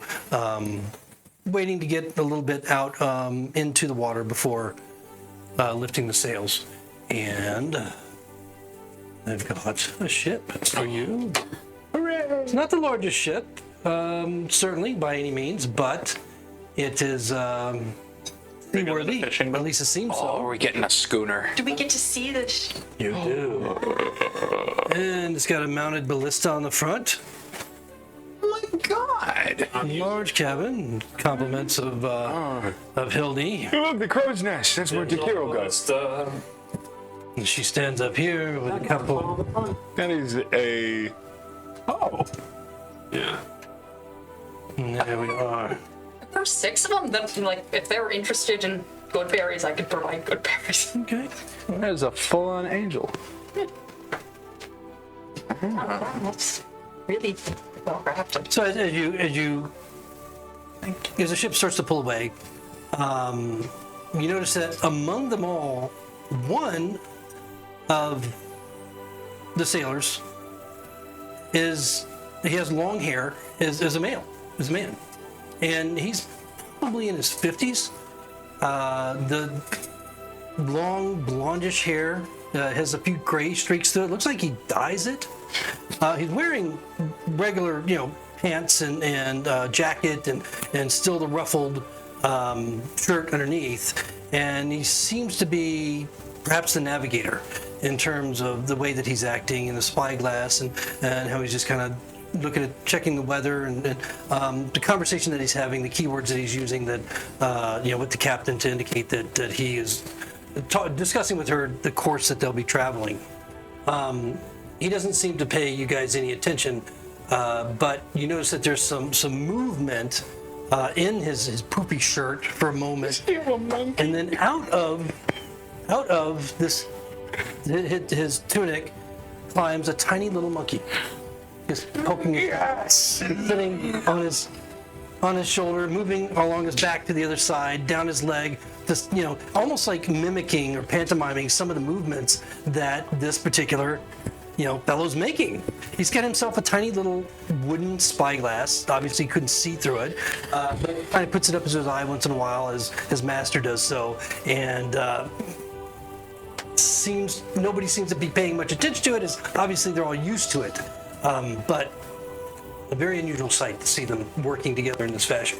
One day I'm going to learn the spell Awaken. No, I'm talking to the monkey. no, then he'll have problems.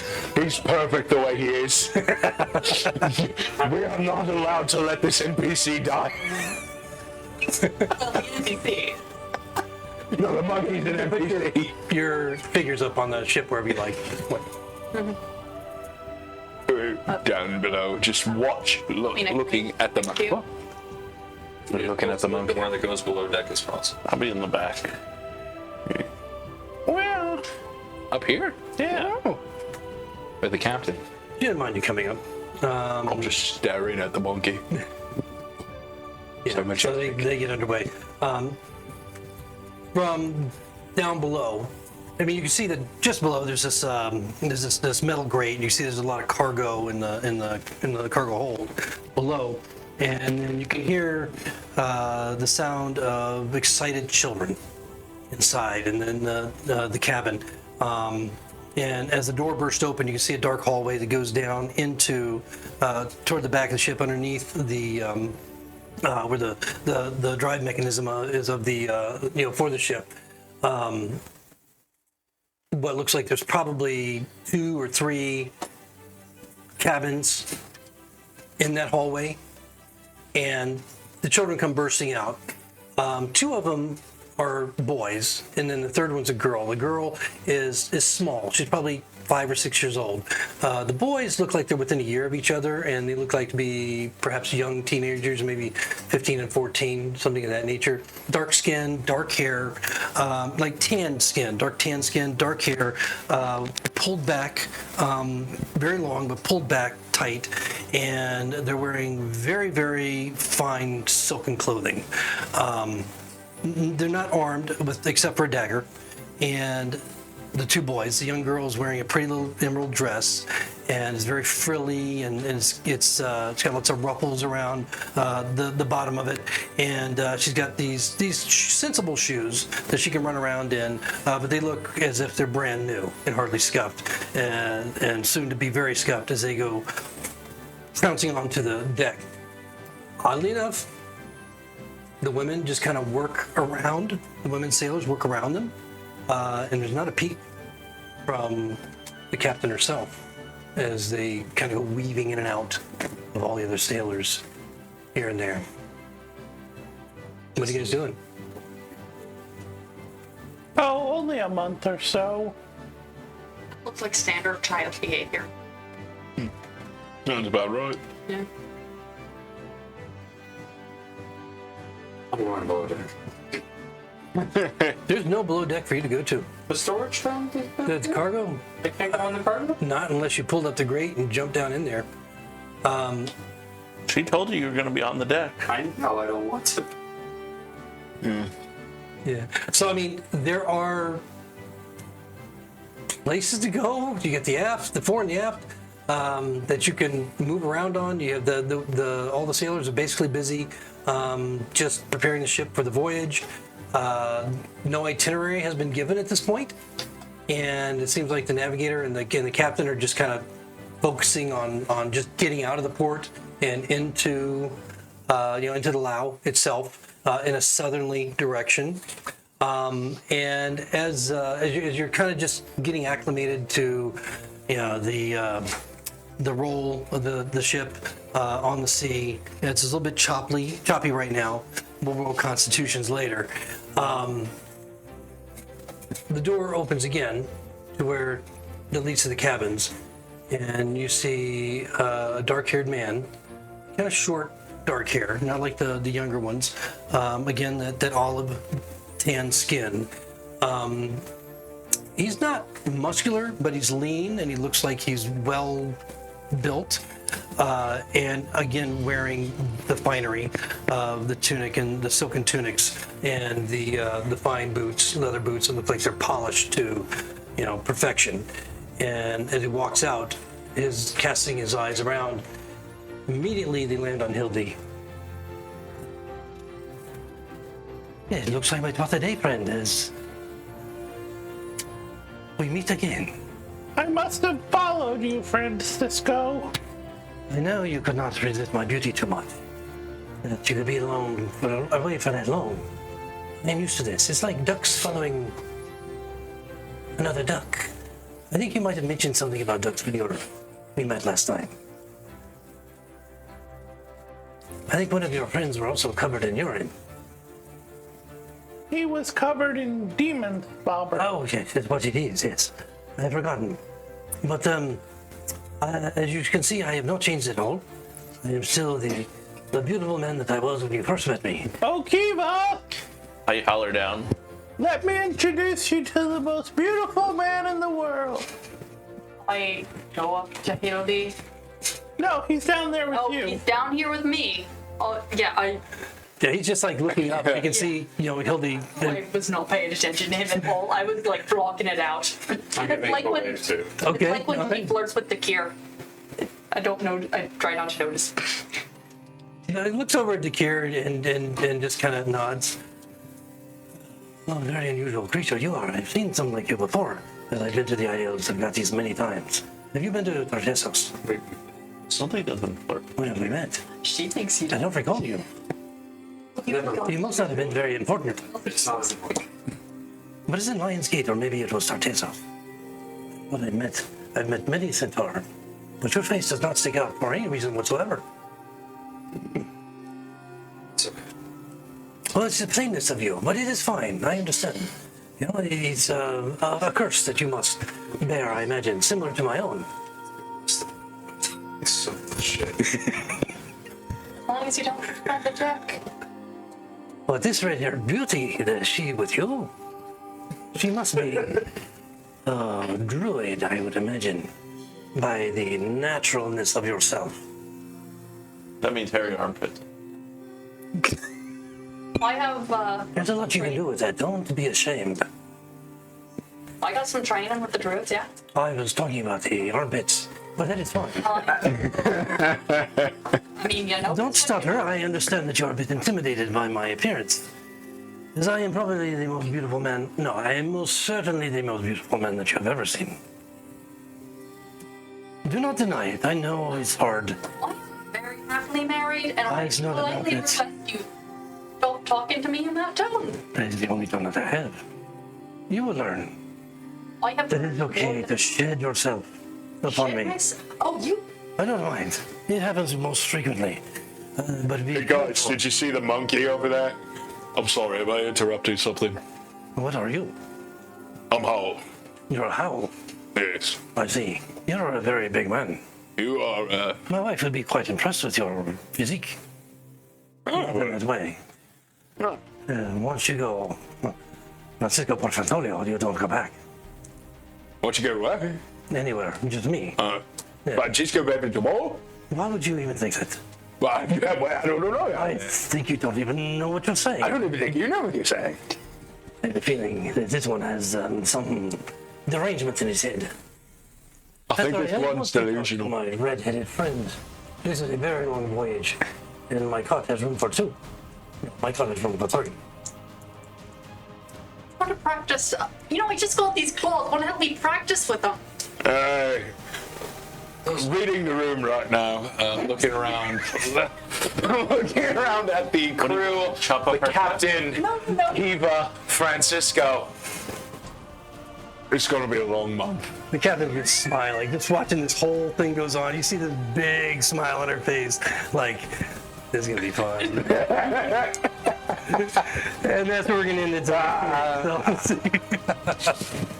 We'll see where this train wreck goes. Oh no.